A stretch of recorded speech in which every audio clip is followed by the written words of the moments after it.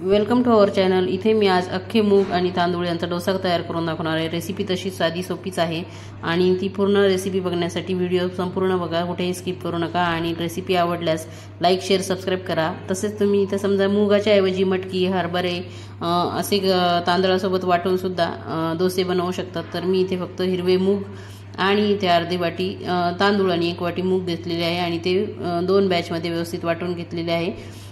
रात्रीच मी हे मूग आणि तांदूळ भिजू घातले होते आणि सकाळी हे वाटून घेतलं आणि दुसऱ्या दिवशी संध्याकाळी हे छान फर्मेंट झाल्यानंतर यामध्ये मी चवीपुरतं मीठ आणि तव्यावरती आपल्याला डोसा पसरवता येईल याप्रमाणे थोडे थोडे पाणी घालून याची कन्सिस्टन्सी सेट करून घेतलेली आहे किंवा जशी कन्सिस्टन्सी आपण इथे थोडे थोडे पाणी घालून आपल्याला पाहिजे तशी करून घ्यायची आहे।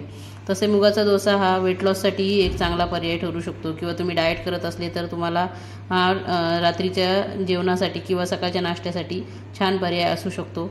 इथे मी माझ्या मुलासाठी हे डोसे करून दिले आहे, त्याला असे मुगाचे डोसे खूप आवडतात आणि असा मुगाचा डोसा इथे मी पातळसर सेट करून घेतलेला आहे आणि इथे वरतून तेल लावून घेतलेलं आहे आणि छान याला वाफ यावी आणि चांगला खरपूस भाजला जावा म्हणून मी यावर झाकण ठेवून घेत आहे।